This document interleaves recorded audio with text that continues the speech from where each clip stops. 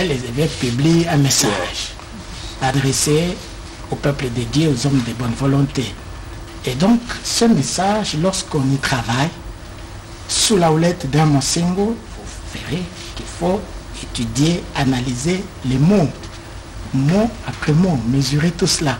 Donc, l'intelligence de Monsengo, moi, personnellement, je regrette qu'il n'ait pas écrit beaucoup de livres, c'est vrai. Mais il a été dans toutes les grandes conférences. Vous êtes professeur, est-ce que vous estimez qu'il a mis assez à la disposition de la jeunesse ou de la communauté, de la communauté? Alors, il n'était pas que professeur, hein. Donc il avait commencé après son doctorat, il a été professeur à la faculté de théologie, ici dans le Vanium d'abord. Hein. Ouais. Mais il était prêtre et évêque, archevêque. Alors, les tâches pastorales pour lesquelles vous avez besoin de l'intelligence vous empêchent quand même de vous consacrer, comme le professeur Dindo, à l'enseignement, rien qu'à l'enseignement. Parce qu'il était aussi un pasteur. Et donc, il y avait beaucoup à faire, en plus d'être seulement intellectuel ou étudiant ou enseignant même. Et de sorte que le fait que nous soyons là en train de parler de lui, il me semble que c'est aussi à cause de ce qu'il a fait comme intellectuel, comme intellectuel, quelqu'un qui était à la recherche de la vérité. Il avait la foi, il avait la vérité qu'il recherchait. Et cette recherche incessante de la vérité, c'est ça qui va l'ouvrir à des questions de justice, à des questions politiques, mais c'est ça qui va faire aussi que l'Afrique et le monde connaissent Laurent Monsengo. Et vers la fin de sa vie, il ne pouvait plus continuer à donner cours dans les universités. Et il a encore continué jusqu'à un certain moment à prononcer des conférences. Moi, je l'ai encore vu assez récemment prendre la parole. Donc, il a eu une activité intellectuelle intense, c'est vrai. Et ça lui a été reconnu et j'ai dit, si le Saint-Père François l'a adopté pour être parmi les 9 conseillers autour de lui, c'est aussi mais pourquoi permettre? C'est-à-dire que dans les habitudes de l'Église, quand on a ce niveau-là, on ne peut enseigner que dans les universités catholiques. Mais on vous voit rarement dans les instituts d'études de l'État. Le professeur Dindo peut vous dire qu'à l'Université pédagogique nationale, lui, il enseigne, il y a beaucoup de prêtres. Il y a des prêtres professeurs. Dans mon département des philosophies, j'ai plus ou moins 10 prêtres. Et la philosophie, c'est leur domaine, disons ça comme ça. Attendez, ce n'est pas toujours le domaine, parce que quand on termine la philosophie au grand séminaire, après on fait la théologie pendant 3 ans, on oublie la philosophie. Quand on reprend les études de la philosophie, il faut reprendre à partir des graduats pour aller jusqu'en licence et avoir la licence et après aller faire son doctorat. Donc, dans le département des philosophies où je suis, j'ai 3 abbés de la diocèse de Kinshasa, de l'archidiocèse de Kinshasa. On a eu l'abbé Bakala à l'UFASIC. Ah oui. Non, mais il faut dire aujourd'hui, il y a de plus en plus de prêtres dans notre pays, de plus en plus qualifiés dans tous les domaines possibles. Et donc, vous trouverez des prêtres dans toutes les facultés ou dans toutes les universités. Mais cela bien ajouté. Oui, moi je n'ai pas voulu le dire. Hein. Moi je suis aussi prof à l'UPN. Hein. Voilà. Alors par rapport à son éminence Laurent Cardinal Monsengo, c'est lié à tout évêque. Chez nous dans l'église, quand on devient évêque, on est d'office docteur. Hein. Ce n'est pas docteur titre académique, docteur, donc c'est-à-dire enseignant qui enseigne. Alors, il n'est pas très conseillé aux évêques d'enseigner aux universités. Pourquoi? Pas très conseillé. Parce qu'ils ils mettent leur intelligence surtout au service de tous. Hein. Le cardinal Monsengo, vous avez posé la question par rapport à ce qu'il a donné à la communauté, lié à son intelligence. Il écrivait beaucoup quand même. Quoi? Des lettres pastorales. Et là, il enseignait. Il enseignait. Alors, quand j'ai lu, j'étais en train de parcourir la documentation, et puis je vois le titre de sa thèse de doctorat, notion du nomos dans le Pentateuque grec. Oui. Mais on ne comprend pas très bien ça.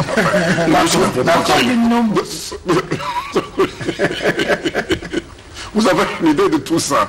Tout à fait. D'abord, le nomos dans le Pentateuque grec. Le père a dit, il est le premier exégète. Alors, les exégètes font quoi? Ils s'intéressent aux mots, voire même l'histoire des mots. Ils ont une méthode propre qu'ils chérissent, c'est la méthode historico-critique. Alors, notion de nomos dans le Pentateuque. Il a étudié donc les mots nomos. Le Pentateuque, c'est quoi? C'est 5. C'est 5. Texte, c'est livre. Quel livre? Les 5 premiers livres de la Bible. Donc, il s'est intéressé juste à un mot. Et il a écrit des pages et des pages sur ça. Sur un mot, dans les 5 livres, dans les 5 premiers livres. En fait, vous voulez parler de quel mot là? Nomos. Nomos. Oui. En fait, en français, ça a été traduit par quoi? Nomos. Loi. Oui, norme. Loi, norme, tout ça. Norme, loi, nomos. Et il en a fait une thèse de doctorat. Tout à fait. Il a passé... Bon, vous avez parlé du Pentateuque grec. En même temps, vous avez évoqué qu'il était polyglotte.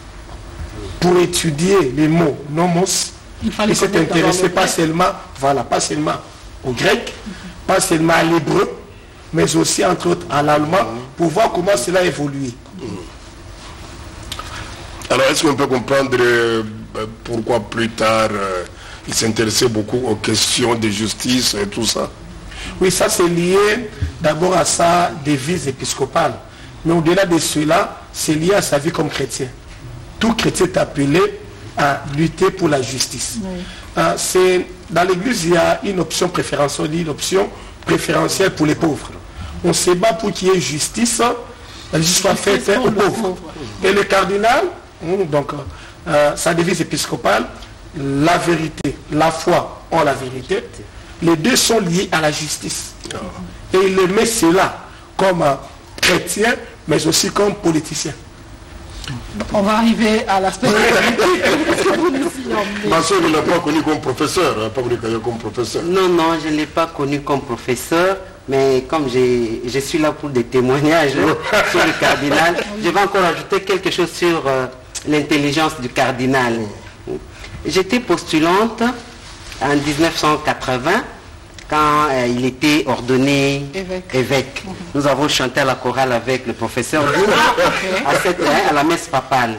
Alors quand on avait appelé le cardinal, le prêtre Monsengo pour être ordonné évêque, un séminariste qui était dans la chorale dira ce type-là est très intelligent, un polyglotte. Donc c'est le premier exégète de l'Afrique noire et tout ça. Alors moi, c'est resté dans ma tête. Monsengo est intelligent. Et le premier livre que j'ai lu, sur lui, c'était l'inculturation du message chrétien. C'était un petit livre rouge-blanc. Je n'arrivais pas à comprendre qu'est-ce qui était là-dedans, tellement qu'il était... Mais il a cherché à synthétiser les choses. Donc j'ai compris vraiment que le cardinal était un érudit. C'était un érudit. Il avait des connaissances en plusieurs domaines. Alors ce que je voudrais dire ici, c'est que quand nous étions, je suis dans l'enseignement, à l'école secondaire. Alors quand il voulait lancer le Fonds commun de solidarité, il avait fait appel à quelques préfets d'école pour étudier un peu l'affaire. Il fallait faire des calculs, tout ça. Nous, on avait des calculettes. Il donne un chiffre. Nous devions donner des réponses. Nous qui avons des calculettes, nous donnons les réponses après Monsengo. Et nous l'avons surnommée calculatrice. Donc vraiment, c'était formidable. Son intelligence. Ok, ça va. Alors, Monsengo politicien, Monsengo homme politique, Monsengo est la politique. Monsieur l'abbé, qu'est-ce que vous choisissez? Monsengo entre dans la politique. Moi, je préfère... On a vu trop s'intéresser ou s'ingérer dans les questions politiques. Ce qui est normal, hein, mais pas trop. Car tout excès nuit, hein. C'était pas trop. Je veux combattre des régimes politiques. Non, non, non. Il ne combattait pas des régimes politiques. On lui a posé cette question s'il était naître et tout ça. Il dit jamais. Et bien, comme prêtre, comme chrétien, comme évêque, il ne pouvait que défendre les petits peuples, les pauvres. Donc quand il y a un régime qui ne respecte pas, qui ne répond pas aux besoins élémentaires du peuple, tout chrétien est appelé à s'insurger, à s'insurger contre ces régimes. Oui, c'est un confrère, combattre ces régimes. Oscar, un confrère écrivait, quand on annonce le décès du cardinal Monsengo, il écrit le décès de l'influent cardinal Monsengo sur le plan politique. Le très influent cardinal Monsengo. Bon. Oui. Monsengo politique. Hein. Ce qu'on retiendra, ce que nous devons retenir de cet homme, c'est que c'était un chrétien, un prêtre, un évêque. Puisqu'il est chrétien, il a des lois. La loi, c'est aimer Dieu et aimer son prochain. C'est ça. Et quand on aime son prochain, dans la Bible, on demande, mais qui est mon prochain, n'est-ce pas? Et le Seigneur va donner par une parabole comment vous vous occupez de celui qui est juste en face de vous. Alors, si Monsengo était chrétien, prêtre, évêque, qu'est-ce qu'il avait à faire sinon de s'occuper de son prochain, par amour pour Dieu, s'occuper de son prochain qu'il voyait. Lorsque vous lisez les messages des évêques, vous allez remarquer qu'ils n'utilisent pas toujours le mot politique où vous l'attendez. Vous pouvez vous remarquer par exemple qu'ils disent nous avons fait le paysage socio-pastoral de notre pays. Oui. Donc le mot pastoral remplace politique. Alors, ça veut dire ceci. L'évêque de Bunia par exemple arrive, il voit que chez lui il y a des milices qui combattent, qui maltraitent la population, qui s'enfuient. Il remarque cela. Cet évêque qui est chrétien, ça le préoccupe, n'est-ce pas? Et alors, maintenant, qu'est-ce qu'il faut faire? Qu'est-ce qu'il faut faire? Il faut la bienveillance, il faut la charité. L'amour du prochain va demander à cet évêque qui a une certaine responsabilité, qui gère un peuple. Il va commencer à chercher, par exemple, comment apporter de l'eau à ceux qui se déplacent, qui ont quitté leur village. Ça, d'un certain point de vue, on peut l'appeler la politique, mais ce n'est pas la politique. L'évêque dit que c'est la pastorale, ça va. Donc, Monsengo, c'est comme fruit de cet amour de Dieu et du prochain qui va en arriver, comme chacun de nous, à s'occuper aussi du prochain, mais jusqu'à un certain niveau. Selon les responsabilités qu'il avait, par exemple, il était secrétaire à la conférence épiscopale. Donc quand il arrive, avant même d'être secrétaire général, il était secrétaire général adjoint chargé de relations avec le gouvernement. Oui, Monsengo a eu ce rôle-là. À cause de son engagement. Non, mais là justement, c'est au tout début. Là, il n'est pas encore connu, c'est au tout début. Il n'est même pas secrétaire, il a été secrétaire général de la conférence épiscopale au moment où il est nommé évêque. Mais avant, il était adjoint. Et là, il a eu, entre autres responsabilités, de s'occuper de relations entre l'Église ou la conférence épiscopale et le gouvernement. C'est du temps de la politique, de l'authenticité, tout ce que vous voulez, du régime de Mobutu. Oui. Alors, j'ai pris ce billet pour expliquer ceci, que lorsque la conférence épiscopale arrive et que pour faire comme ailleurs, notamment au Bénin, où la conférence nationale avait commencé, il y a eu un évêque qui avait présidé la conférence épiscopale, Monseigneur de Souza. Alors, ici, chez nous, on va souhaiter la même chose. Et il y en a qui ne connaissaient pas Monsengo, mais qui entendent dire qu'il y a un évêque auxiliaire à Kisangani, qu'il y a un évêque, ainsi de suite, ainsi de suite. Le plus politique de tous, on va changer. Pas le plus politique de tous. Pas le plus politique de tous. Parce que qu'est-ce que la politique? On pose la question. Dans le livre auquel M. Labbé a fait allusion tout à l'heure, les livres Entretien avec Godet Iwele, on demande, Iwele demande à Monsengo ce qu'il pense de la classe politique. Monsengo dit, le mot, vous pouvez aller lire dans le livre, ça lui inspirait quoi? Le dégoût. Je ne sais pas s'il a changé d'avis. Ça lui inspirait le dégoût. Quand je lis ce livre, je dis, ça c'est vraiment comme une sorte de confidence. Et donc, lui, il est là pour porter la vérité, la justice. Il va mener la conférence nationale pour chercher en toute chose la vérité, la justice. Mais il va mener à la prudence. Il préside la CNS, il préside le Haut Conseil de la Parlement de transition, il encourage les marches à travers le CLC.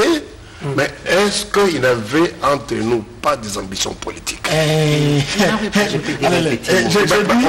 était déjà politicien. Est-ce qu'il ne visait pas la présidence de la République? Lorsque, rappelez-vous, vous vous rappelez, je sais que Oscar Kabamba était déjà dans cette maison, lorsqu'on lui demande d'accepter de devenir président du Haut Conseil de la République Parlement de transition, il pose une condition, que même pas une seconde je ne sois président de la République, parce que le texte le prévoyait.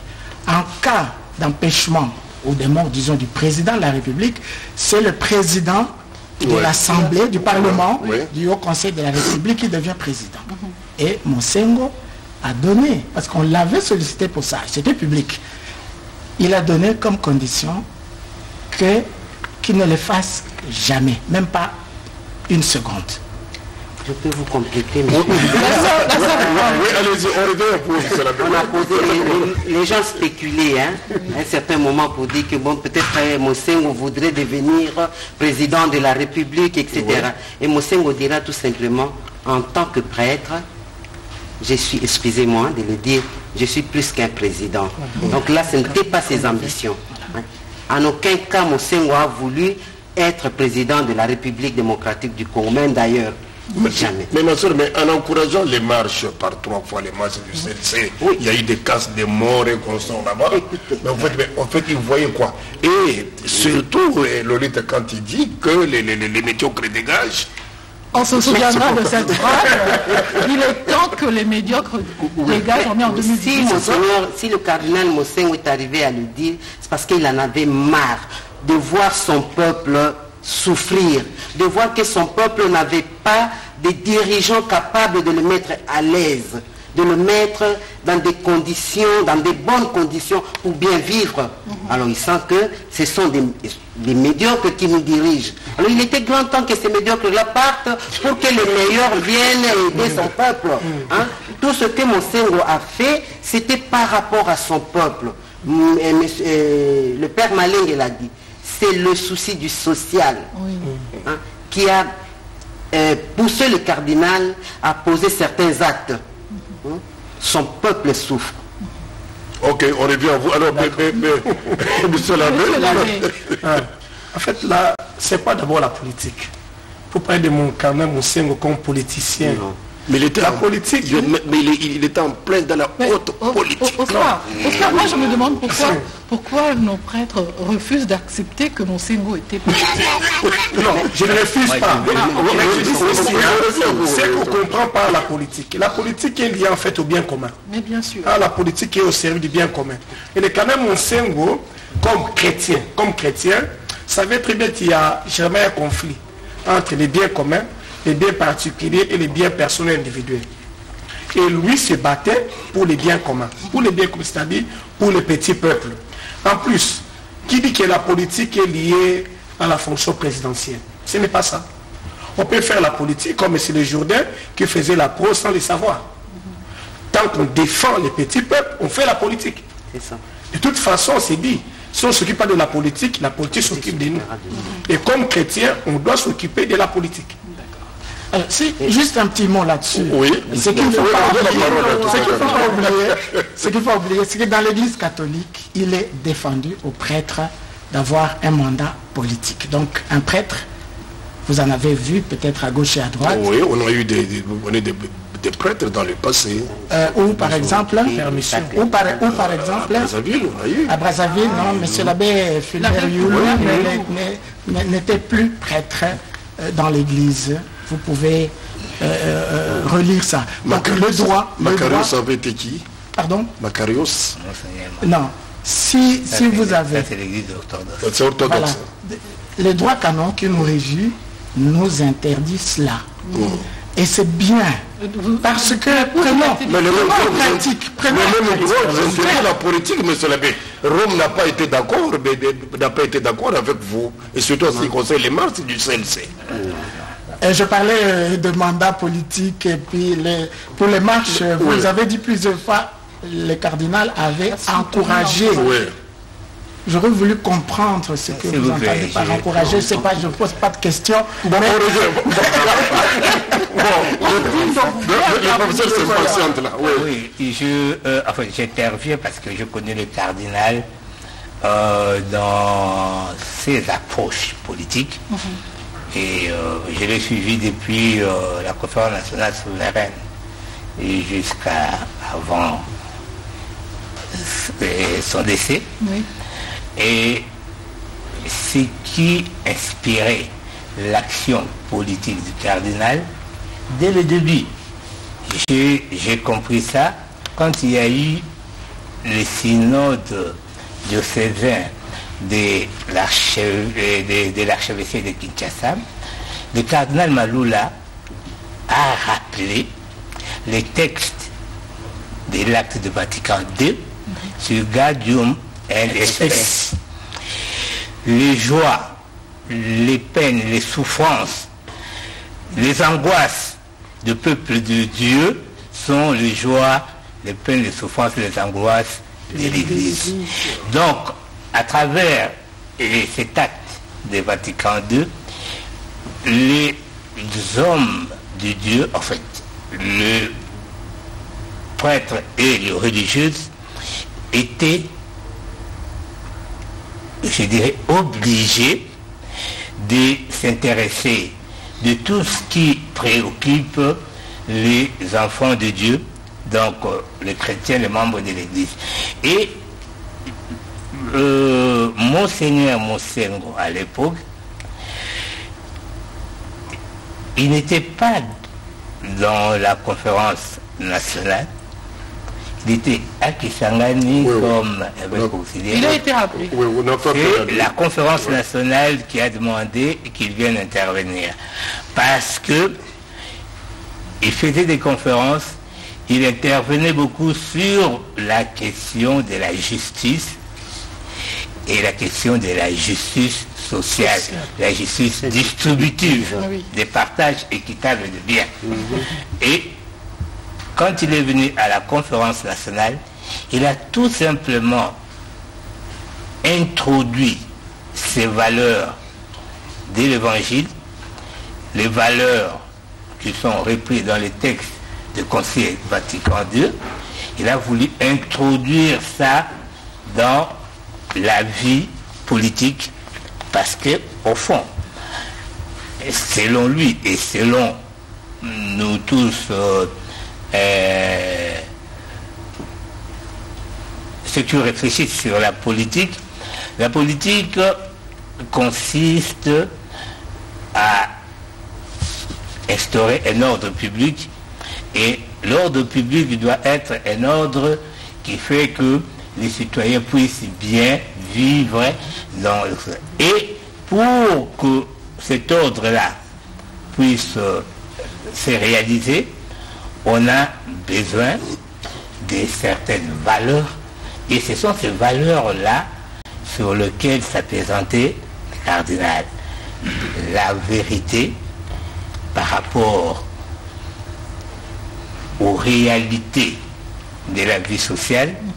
Et il devait, tout en analysant la vérité, dire aussi la vérité de l'évangile à temps et à contre-temps par rapport aux événements de la République. Voilà. Ça c'est une chose. Et là les gens disaient ah voilà, en fait les gens qui prenaient toujours les choses d'un côté, ah il nous a attaqué, non, il les rappelait tout simplement, voici ce que dit l'évangile dans ces cas précis. D'accord. Et dans ces cas précis, voilà. Mais quand il dit il est temps que les médiocres dégagent, ce n'est pas une vérité biblique, c'est l'homme qui parle. Non, c'est aussi une vérité biblique. Qu'est-ce qui se passe? Le cardinal estime que ceux qui gèrent les biens publics ne le font pas dans les respects ni de la Constitution, ni de la personne humaine, ni des valeurs sociales.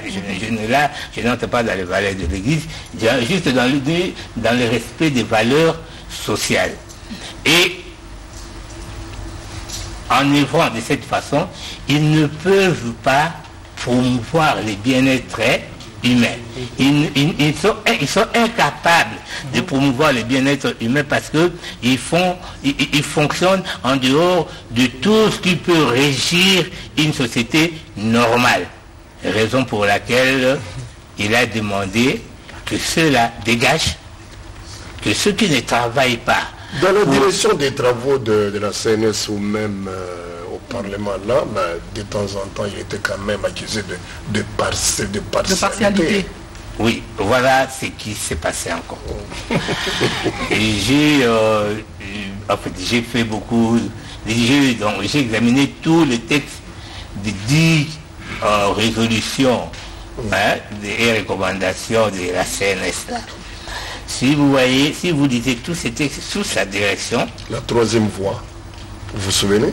Non, la troisième voie, c'était pas lui.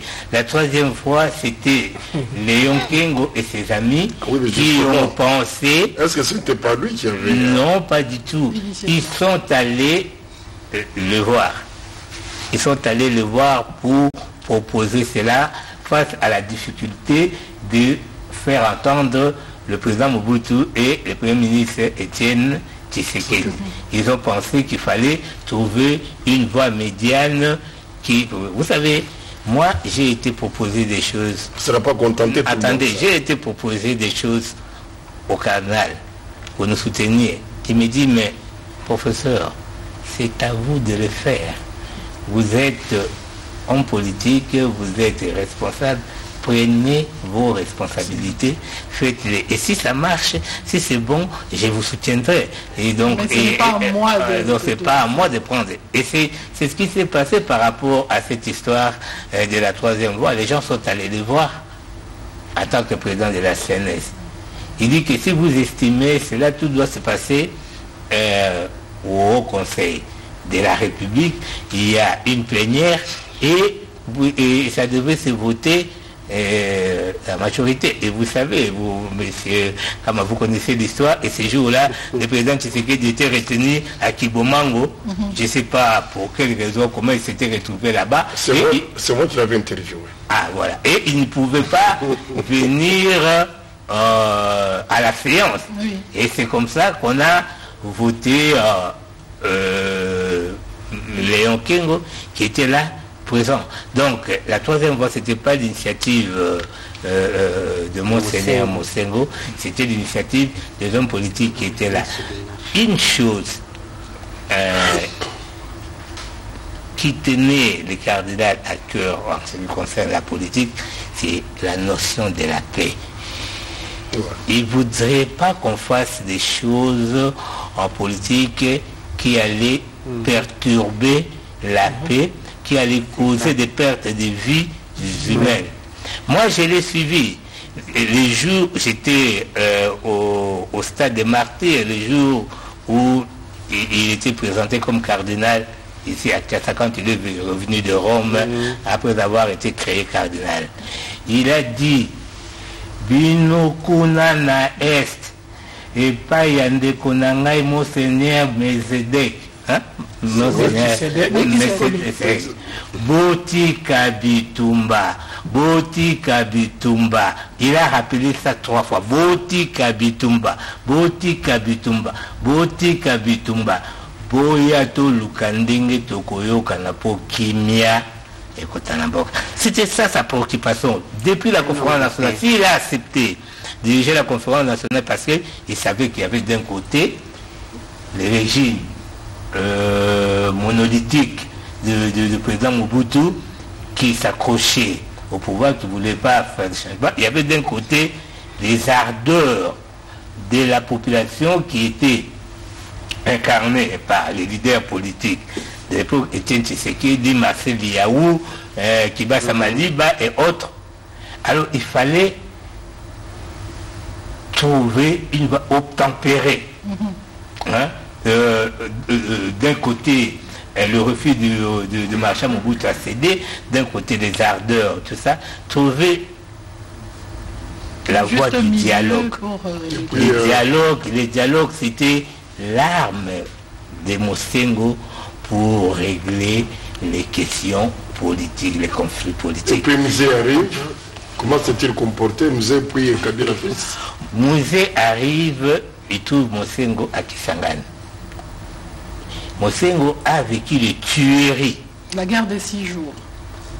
À Kisangani. Il a vécu, non, les 6 jours, c'était après les dialogues intercongolais pendant. Mais quand l'AFDEL avançait, arrivé à Kisangani, il a vécu ça. Et je me souviens, j'ai suivi son message, j'étais en Europe à l'époque, mais j'ai suivi le message de l'archevêque de Kisangani, président du Haut Conseil de la République, et voilà, il a dit arrêtons cette histoire-là. Avec ce que j'ai vu à Kisangani, la rébellion devrait s'arrêter. Ici, parce que si ça continue jusqu'à Kinshasa, il y aura encore beaucoup de pertes de vies humaines. Et il a participé à toutes les négociations qui ont amené à la rencontre entre les marchands Mobutu et Musée à Lutenika. Et je vais vous dire une chose, quand ils sont allés au Gabon, négociation, les marchands Mobutu étaient prêts à céder le pouvoir, mais à condition que ça soit Mosengo, qui était, qu'on considère comme son rival, mais que ce soit Mosengo, le président du Haut Conseil de la République, qui prenne la présidente de la République. Alors qu'il ne pouvait pas le faire. Et Monseigneur a dit, je ne suis pas venu ici, c'était au Gabon, devant le président Bongo, il a dit, je ne suis pas venu ici pour prendre le pouvoir, mais je suis venu ici pour chercher le voie de dialogue entre... Voilà. J'ajoute un petit mot là. On ne reste pas très longtemps dans l'histoire puisque les temps nous fait. Par rapport à cette question... Quelle soeur rajoute quelque chose? Oui, elle va ajouter. Par rapport à cette question, moi j'ai envie de demander au père, puisqu'il en parlait, Monseigneur Mosengo est pressenti au président, mais il ne peut pas, n'est-ce pas? Alors, quand un prêtre veut entrer en politique ou devenir président, qu'est-ce qu'il fait? Il démissionne? Oui. Simplement? Oui. Oui, il y a des cas. Il y a, en 2006, il y a un prêtre de ce pays qui était candidat. Regardez sur la liste des candidats. Alors, il a été suspendu. Il a été réhabilité bien plus tard. Il a été suspendu. Cette année, disons, en 2018, un prêtre était candidat député. Il a été suspendu parce que je crois qu'à un moment, on l'a proclamé élu et puis non. Mais en tout cas, il a été suspendu. D'accord. Et j'en profite pour dire, pour le cardinal Mosengo, et le professeur Dindo l'a reconnu tout à l'heure, la tâche revient aux laïcs. La politique, c'est le domaine réservé aux laïcs. Alors, le cardinal Mosengo disait, lors de la conférence nationale, disons qu'il a dit beaucoup de choses. J'ai écrit un livre, Prêtre dans la rue, à ce moment-là. Et je me posais la question, mais que peut un évêque président pour trouver le consensus lorsque dans l'Assemblée manque cet esprit de consensus, lorsqu'il y a plutôt la mauvaise foi dans le chef de ceux qui sont là, qu'est-ce qu'il peut, le président de l'Assemblée? Et donc, les laïcs, l'Église dit, c'est aux laïcs à faire la politique qui est le domaine de la charité, le domaine privilégié de la charité. Et les prêtres, l'Église va pousser les laïcs, soutenir les laïcs. Parce que si vous êtes journaliste, je suis votre curé, votre prêtre, je vous accompagne comme journaliste. Si vous êtes homme politique, je vous accompagne comme homme politique pour que vous fassiez le plus de bien possible. Un homme politique, il a quand même peut faire beaucoup, un président de la République, un ministre peut faire beaucoup, n'est-ce pas? Alors, un prêtre va vous aider à bien le faire. Vous suggérez certaines... Non, l'accompagnement spirituel. L'accompagnement spirituel, c'est pas suggérer, c'est pas pousser. Mais pas seulement spirituel. On a vu les prêtres dans la rue. Oui. C'était pour accompagner les fidèles. Oui, parce qu'ils sont convaincus, ils étaient convaincus qu'ils ne pouvaient pas laisser leurs fidèles seuls. Voilà. Merci. Il nous reste 10 minutes, juste ce sous-chapitre avec vous, M. l'abbé. Dans la recherche de la vérité, on a senti l'engagement du cardinal Mosengo, surtout lors des élections. Donc la vérité, c'était une obsession pour lui aussi. Tout à fait, mais pas seulement lors des élections. C'est sa devise épiscopale. Il incarnait même la vérité. Moi, j'ai besoin plutôt, même si le temps presse, revenir sur une question que Mme Lolita a posée concernant la Bible. Ce qu'il a dit, c'est biblique, tout ça. Là. Le dimanche dernier, le jour de sa mort, l'Église catholique a proposé 3 textes comme d'habitude. Et la première lecture parlait d'un prophète, Amos. Amos qui prophétisait contre le roi Jéroboam II. Et il y a un prêtre qui vient les voir, Amazias, lui demanda d'arrêter de partir. Donc le cardinal, comme chrétien, il est prophète. Et comme prophète, on est invité à conjuguer 3 verbes. Que je voulais dire. Dénoncer tous les mots possibles. Renoncer et annoncer la bonne nouvelle. Et quand même, on sait oui, la vérité, pas seulement pendant les élections, mais durant toute sa vie. Il a cherché la vérité en commençant par sa thèse. Oui, puisqu'il réclamait surtout la vérité des urnes, ça c'était ça. Ah oui, ça c'était... Parce que vous savez, oui, déclarer la vérité des urnes, il avait certainement raison. Il était quand même informé, il a été informé. Mais je pense, et je le dis encore ici, tout ce que le canal a fait, c'était pour le bien de tous. Il cherchait le bien de tous. Il n'était pas contre un groupe, il n'était pas contre quelqu'un. Personnellement, il cherchait le bien de tous. Voilà, nous faisons un dernier tour de table. On commence avec vous, professeur. 2 minutes chacun. Qu'est-ce que le cardinal a légué à l'Église catholique de Kinshasa et de l'Afrique? Je prends ça dans l'aspect sociopolitique. D'accord. Les autres vont parler des autres aspects. J'aimerais dire d'abord que le cardinal était devenu dans la classe politique un prophète, comme l'a dit M. l'abbé, et un pasteur. Il prévenait les choses qui allaient advenir si on ne faisait pas attention au respect des droits humains, au respect de la vérité, au respect de la justice sociale. Voilà ce que adviendrait. Et les prophéties qu'il a faites depuis l'époque de la conférence nationale se sont réalisées, parce que je me souviens quand le maréchal Mobutu empêchait que les élections s'organisent à 95, je crois, le président du Haut Conseil de la République, Monseigneur Mosengo, il a dit, si nous n'organisons pas les élections comme prévu par la conférence nationale, nous allons connaître des moments difficiles. Et si on arrive à ce moment-là, ça sera difficile de régler, de résoudre la situation après. Merci, effectivement, professeur. nous avons connu ce moment-là. Mais je termine en disant tout simplement que le cardinal était aussi pasteur. Et même pour la classe politique, il était pasteur. Il allait chercher les brebis égarées pour les ramener dans le bon chemin. C'est pourquoi les gens disent, ah oui, après avoir créé la journée, la nuit il va chercher Kabila.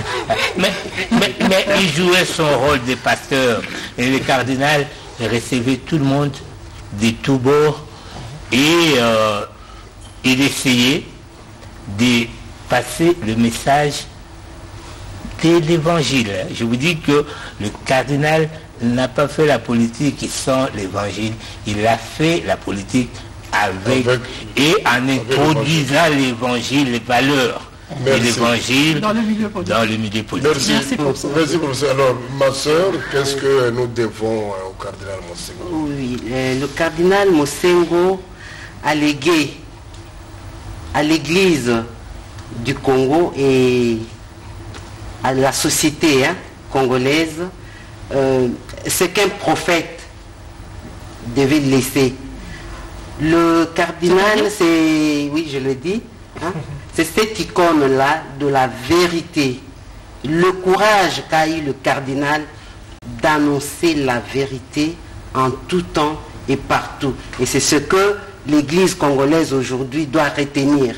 Et les pasteurs, tous ceux qui viendront après le cardinal, doivent emboîter ce pas-là. Je vais terminer par dire ce que lui-même a dit le jour où il a été créé cardinal. À Rome, il y avait plusieurs personnes, des personnalités politiques et ainsi de suite. Quand il a pris la parole pour parler, il dit « J'ai comme l'impression que vous me regardez là en me disant « Rassemblez-nous ».